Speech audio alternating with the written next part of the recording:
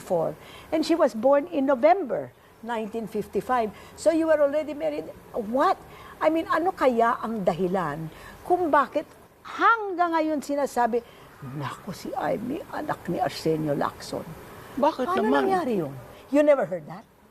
You never heard that, that there was talk? I only saw Mr. Lacson twice in my life. Aha. Once, when He there was crowned a you, Miss Manila. Miss Manila contest. Nanalo kayo? Hindi ba? Second Kumuha si Lacson ng sila Amorsolo para beauty contest talaga. Lahat ng mga kandidato pinapili. Akong nanalo. Oo. Pero si Arsenio, yung in charge ng international beauty contest, meron siyang money contest. Meron lumabas doon. Tapos ang sabi ni Lacson, kung anong desisyon ng mga artist, yun ang kunin si Imelda. Sabi niya ganyan. Sabi ko, kasi at lalo na, mas maganda naman ito kaysa doon sa nanalo sa pera. Yun lang. That's the only And that's the only time you met him? The only, and yet, twice. Wow, I've heard that so many Because- times. And I said, ano ba? This girl was born in November 1955. You were married in May talaga. 54. Oh, 54. I know. Oo. And then, at saka, at hindi ako, You were not fooling around. And I never fooled around. Yeah. Malinis ako. Hindi ako. No. You were not. Ang stricto ng tatay ko.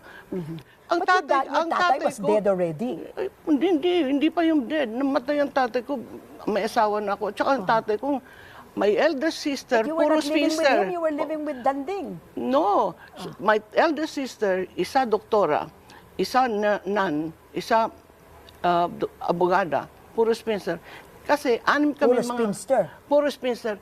Maganda Stricto ba ang sila? tatay ko, lahat sila magaganda kasi ang nanay nila mestiza. What about your grandchildren? Ilan ang grandchildren nyo? Para sa akin, yung grandchildren ko, walang kasalanan, lahat gwapo, lahat magaling, lahat lalaki kasi. Pati, talagang, hindi, basta mahal ko yung wala. Does Bongbong have Three children? boys. 3 boys. At Amy saka has yung 2 eldest, boys. ang eldest ni Bongbong, is taking international law. Oh, wow. And he is in So you have London now. 5 grandsons. 8. Sinong tatlo? Anak ni Irene. Irene si dalawa. Dalawa si Irene, si Irene, 3 si Bongbong. Oh, 3 si Amy.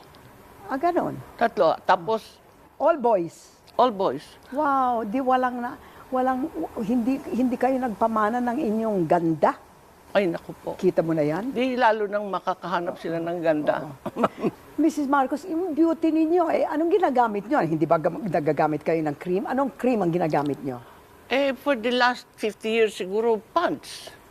Pond's cleansing cream, ganun ba yun? Oo, cleansing cream. Oo. Linisin Wala na lang. kayong ginawa? Wala na. Hindi kayo gumagamit ng coconut oil or olive oil. Hirap yun, allergic ako. Tayo muna, yung inyong mga, sa katawan ninyo, do you have massages every week? Nagmamassage ako. Pero sa awa ng Diyos, alam nyo, tingnan nyo, wala yung stretch. Kala mo, 18-year-old yan, oh. O, tignan ko nga. Oh, yan, oh. Oh, wow. Wala. Sus, 84 yan. At tapos, ang maganda pa, nung nagpa-check up ako sa dentista ko nung isang araw, alam mo ba, kasi medyo sumasakit ng konti yung ngipin ko. Yung pala, merong tumutubo ng wisdom tooth. At 84, di Is ba? that a fact? Yeah. Sino? So, your wisdom has come to you at last. At last. Ayun. Hindi na ako magiging pasaway.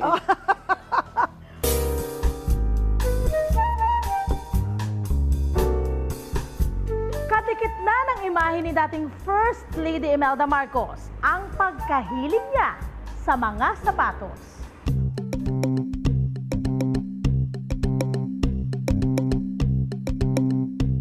Mula sa kanyang koleksyon ng 3,000 pares sa mga sapatos noong rehimeng Marcos, 800 dito ay matatagpuan ngayon sa Marikina